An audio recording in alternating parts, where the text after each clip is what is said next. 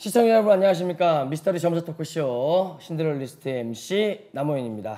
네, 오늘도 두 분 선생님들 함께 해주셨는데요. 네, 선생님 인사 부탁드릴게요. 네, 안녕하세요. 신령님을 모시고 있는 다이나믹 해골신당 이유경입니다.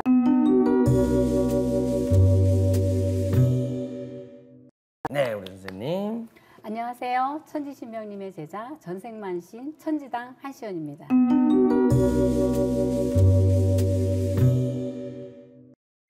오늘의 공통 키워드는요. 대한민국을 뒤흔든 대통령 편으로 대한민국의 제1대, 2대, 3대 대통령직을 연이어 역임했던 인물 이승만입니다. 초대 대한민국 임시정부를 수립하는 데 큰 역할을 했던 인물이기도 하죠. 우리 선생님들은 우리 이승만 대통령님을 떠올리면 어떤 생각이 드세요? 우리 선생님부터.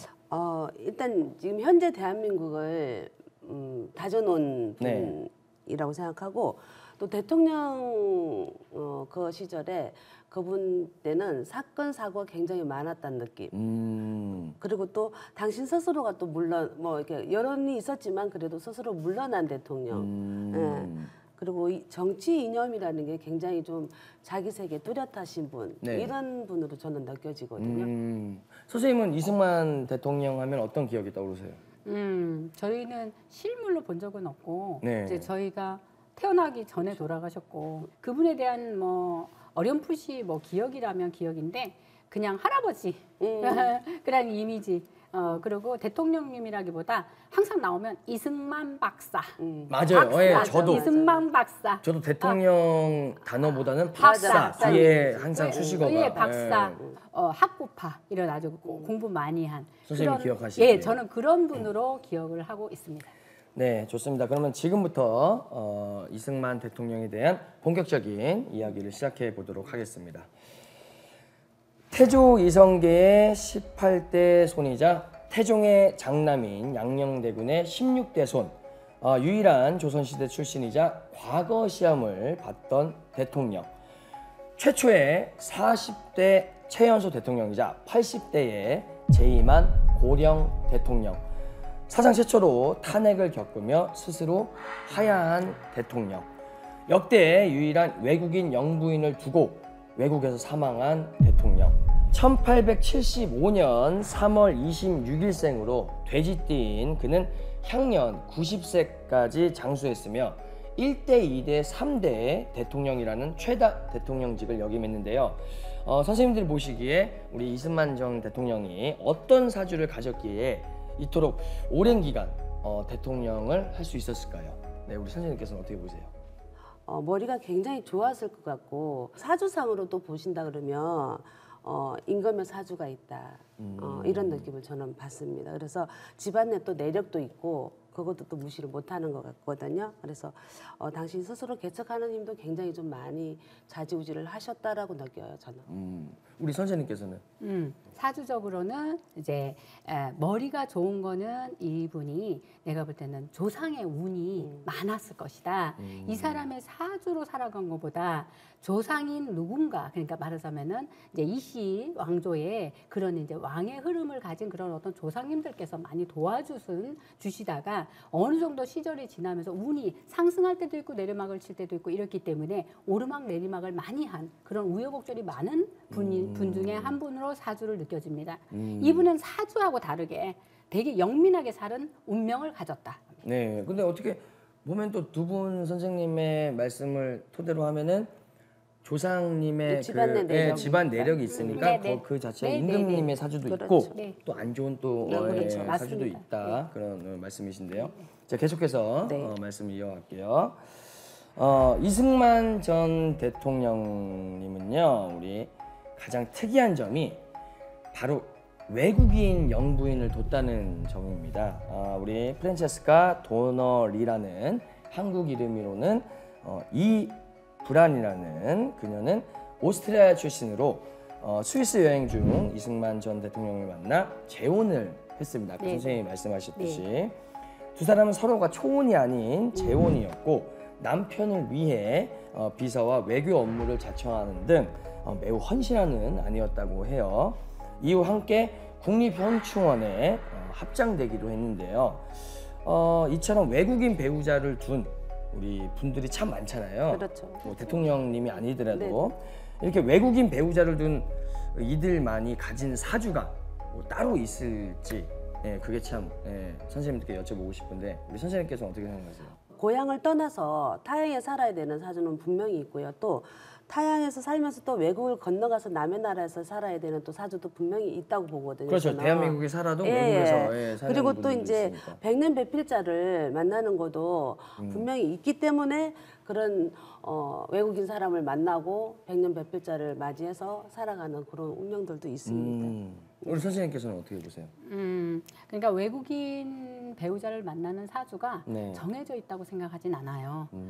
그렇기 때문에 이번에 우리가 다루고 있는 이승만 대통령님은 네. 어떻게 보면은 처음에 결혼의 실패와 그 두 번째 이 이제 프란치스코 여사를 만난 이것이 어떻게 보면 귀인을 만난 게 되니까 때로는 귀인을 만나서 정말 참한 인생을 살 수도 있고 그러나 외국인을 만나서 힘들게 사는 사람도 많기 때문에 그렇기 때문에 이런 부분은 꼭 외국인을 만나는 배우자를 만나는 것이 사주에 정해져 있다 이렇게 말씀드리기는 못하다. 네. 네. 감사합니다. 그럼 계속해서 얘기를 해드릴게요. 이승만 전 대통령은 집안은 왕조였음에도 불구하고 5대조부터 벼슬길이 끊겨 이미 약간 몰락한 집안이었다고 합니다. 그러니까 그는 3남 2녀 중 막내로 태어났지만 손 위에 두 형이 그가 출생하기도 전에 사망하면서 사실상 6대 독자가 되었다고 하는데요. 손이 귀한 집안이었던 걸까요? 이승만 전 대통령은 전처 아까 말씀하셨지만 박승선 씨와 사이에서 슬하의 아들 이봉수 씨를 뒀지만 아드님이 병마로 일찍 세상을 좀 떠났다고 합니다. 이후 재혼을 했음에도 불구하고 자손을 보지 못한 채 결국 양자를 드려야만 했던 이승만 전 대통령이신데요. 선생님들 보시기에 그의 집안의 대나 자식운에 대해 조금 선생님께서 느끼시는 바가 있는지 여쭤보고 싶은데 우리 선생님께서 저는 이분의 가정을 보면 네. 산의 기운이 바닥이 났다고 봐요. 저는 산의 기운이 내려앉았다. 그리고 또 묘자리도 또 분명히 뭔가가 잘못돼 있을 거고 그래서 이 집안이 조금은 몰락을 했을 거라는 느낌도 있고요. 그래서 이제 최고까지는 올라갔지만 이게 최고였으면 그 고점을 찍고 좋은 쪽으로 이렇게 좀 흘러가야 되는데 외국의 타향에서 일단은 뭐 생을 마감을 하셨잖아요. 그래서 기인자를 만나긴 만났어도 내 자손이라는 자체도 없어져 버리고 그렇기 때문에 여기 이 집은 대마저 끊기지 않았나 저는 그렇게 느껴집니다. 그 기운 자체가 네네네. 집안 자체의 네네네. 그 기운이 우리 선생님께서는 어떻게 보세요? 저도 선생님하고 그거는 정말 같아요. 그래서 이게 이제 조선왕조가 멸망을 한 것도 저희 신령님께서는 이 묘탈이다. 제가 분명히 말씀드리는 거는 이 왕이라고 해서 다 기운이 센 건 아니에요. 왕족이라고 해서 다 기운이 센 건 아닙니다. 네네네. 기운 자체가 명당하고는 기운이 맞아야 돼요. 우리가 집도 마찬가지예요. 집을 우리가 사람 사는 건 양택이라고 하고 조상의 묘는 음택이라고 합니다. 네. 그렇기 때문에 사람이 사는 집도 다 사람이 풍수학적으로 좋은 집도 그 명당이라고 사람이 거기 가서 복을 다 받는 건 아니에요.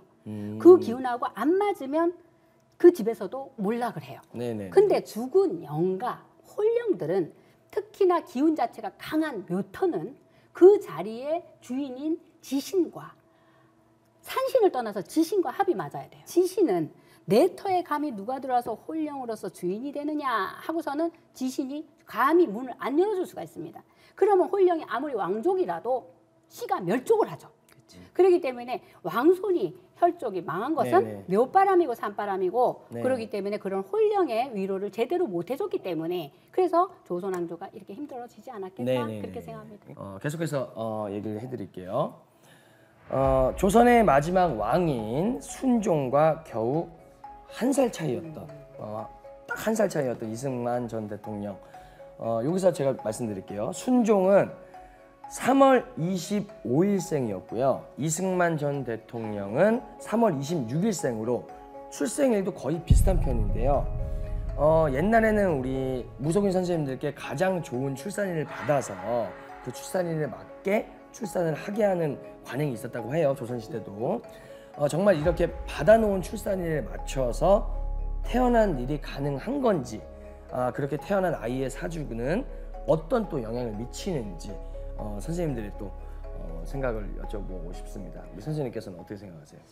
나라의 운기랑 임금님의 뭐 이렇게 점을 치고, 그리고 또 나라에 또 왕자나 옹주가 태어날 때 사주를 다 받고 결혼을 시키고 이럴 때 사주 단자 다 하고 이렇게 하잖아요. 근데 지금도 마찬가지거든요. 지금도 이제 시간은 흘러서 지금 이제 현대화가 됐지만 지금도 저희가 이제 앉아서 이렇게 보면은 아이를 몇 월 달에 가지고 몇 월 달에 낳고, 그리고 또 수술하는 날짜 뭐 이제 자연분만 하는 사람들은 모르겠지만 유달리 또 이제 이렇게 뭐 공부를 많이 시켜야 되겠다, 뭐 정말 큰 사람을 만들겠다 그러면 사주를 보고 날짜를 뽑는 부분도 많거든요. 그래서 그게 어느 정도 100%는 아니지만 조금은 영향이 있다고 저는 보거든요. 그래서 저희 같은 사람들이 무당들이 나를 뽑아주고 하는 경향도 있습니다. 선생님께서는 어떻게 생각하세요? 네. 임신을 하는 시기가 중요하다고 생각해요. 그렇죠. 그렇기 때문에 태어나는 연월일치를 만들려면 맞아. 우리가 연하고 월은 벌써 정해지잖아요. 그렇죠. 우리한테 와서 물어볼 때는 벌써 일하고 10분이 정해질 수가 없어요. 네. 그리고 또 한 가지 중요한 거는 저 같은 경우에는 천성이 먼저 보여요. 임신이 되기 전에. 천성이라 하면은 천성이라는 거는 그 영적 사람이- 존재. 예, 영적 존재가 임신이 네네네. 되기 전에 우리가 봐요. 초음파 사진에 보면 요 조그만한 점이 심장을 띱니다. 그죠? 초음파 그쵸. 사진 보면 공적 우리가 네네. 드라마 보면 네네네. 나오잖아요. 그러면 이게 영이라는 거죠. 저는 그 공부가 된 신령님이 오셔서 임신이 되기 전에 이 사람이 결혼을 하려고 딱 이거 궁합 보러 오면은 당신들은 언제 아기를 가져라. 그래야 복덩이가 온다. 천성이 반듯한 애가 온다. 네, 예. 알겠습니다. 계속해서 말씀을 드릴게요. 1960년 4.19 혁명을 계기로 대통령직에서 물러난 이승만 전 대통령. 같은 해 5월 29일 옛 동지들을 만나러 하와이로 떠났으나 이후 생을 마감할 때까지 영영 대한민국 땅을 밟지 못했는데요. 그 이유는 대한민국 외교부로부터 입국을 거절당했기 때문입니다. 결국 강제로 남은 여생을 하와이에서 보내게 된 그는 생전 이발소 갈 돈을 아껴가며 귀국 비용을 모으는 등 금전적으로 좀 풍족하지 못한 말년을 보냈다고 합니다. 아까 선생님도 말씀하셨지만 네. 수차례 입국 의사를 밝혔으나 이를 거절당하자 그 충격으로 건강이 급속도로 악화되면서 향년 91세의 나이로 타양에서 생을 마감한 이승만 전 대통령. 선생님들이 보시기에 이승만 전 대통령의 말년 운세는 어떻게 보시나요? 우리 선생님께서. 아까 이제 선생님도 말씀하셨듯이 네. 이분이 이제 우리나라에 태어나서 우리나라에서 돌아가시는 사주가 아니라 일단 어떻게 됐든 간에 외국을 나갔잖아요. 네네네. 근데 우리나라에서 받아주지를 않았단 말이죠. 당신이 들어오고 싶었어도. 네. 근데 또 술을 스스라도 들어올 수도 있겠지만 들어왔다 한들 또 나갔을 거란 얘기예요. 저는 생각은 제 개인적인 생각은 어차피 들어오셔도 예. 뭔가 또 네. 여러 다른 예. 이유를 또 통해서 이후로 또 나갔을 거라는 생각이 들고 네. 그리고 또 결국은 나가셨으면 그 나가신 자리에서 돌아가시는 게 맞죠. 저는 그렇게 느껴집니다. 말년 운세는 선생님 네네네. 그렇게 보시고 네. 우리 선생님께서는 어떻게 보세요? 그렇죠. 우리가 모든 것이 우리가 점을 보는 것도 의료 혜택에서 우리가 건강검진과 같다 해요. 그 때문에 우리가 네네. 아이가 태어났을 때 우리 아이 사주가 어떻습니까? 물어러 와요. 그러면 그때는 초년운, 말년을, 중년운, 말년을 네. 그걸 갖다가 쭉 풀이해서 설명해 줘요. 그런데 한 10살, 20살 되면 그때부터는 저는 말년운까지 안 봐줘요. 왜? 변화되는 삶이 벌써 시작됐고 어떤 학교를 갔고 어떤 부모를 만났고 어떤 또 선생을 만났고 환경에 의해서 맞아요. 환경의 지배를 많이 받게 된다는 거죠. 그렇기 때문에 저는 이분이 91세에 60년대에 네네. 돌아가신 것은 65년도에 돌아가셨거든요. 네네네. 그렇기 때문에 65년도에 돌아가셨을 때는 제가 생각할 때는 이분이 한국에 들어오셔서 아무리 이제 우리 고향 땅에서 그죠? 타국 네. 땅에서 죽는 네. 것보다는 고국에서 죽는 게 소원이었을 수 있겠죠. 당연히. 그렇죠. 예. 그렇지만 이분의 말년이 좋지 않았다고도 이야기할 수 있지만 저는 아니요. 그렇죠. 외국에 살았기 때문에 91세까지 뭐 돈은 풍족하지 않았지만 네. 그래도 뭐 예를 들어 네. 세상을 다 구경하고 그때 당시에 그럼요. 안 해볼 거 해보고 하와이를 또 하와이에서 그래도 그렇게 나쁜 말년은 아니었어요. 그럼요. 저는 그렇게 생각해요. 그렇죠. 네. 장수도 하셨고 아 그럼요. 91세만 네. 또 박사 신분으로 그럼요. 대통령까지 하셨는데 예, 맞습니다. 알겠습니다. 네네. 네. 역대 미국 대통령 중 최초이자 유색 인종이라는 유리천장을 깬 현재까지 유일한 흑인 대통령 버락 오바마.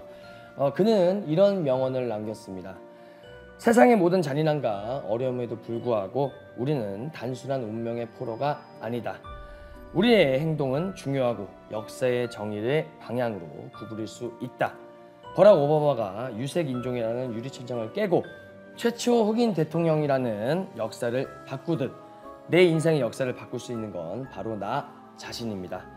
신들리스트는 우리 영험하신 무송이 선생님들과 함께 여러분의 인생에 변화라는 지침을 줄 수 있는 프로그램이길 지향하도록 하겠습니다. 다음번에 좀 더 새로운 인물과 사건들로 찾아뵙도록 하겠습니다. 감사합니다. 수고하셨습니다. 감사합니다. 제가 나중에 고생하셨어요. 결혼할 때는 이제 선생님들한테 항상 여쭤볼 거예요. 지금 여자 있는 거 아니야? 눈 튀어나올 아니 건데. 아니. 저는 아직 없어요? 네, 없어요. 아직은. 그럼 우리 선녀가 연금을 못 띄웠구만. 저 있는 것 같아요. 네. 곧 생기겠지 그러면 2달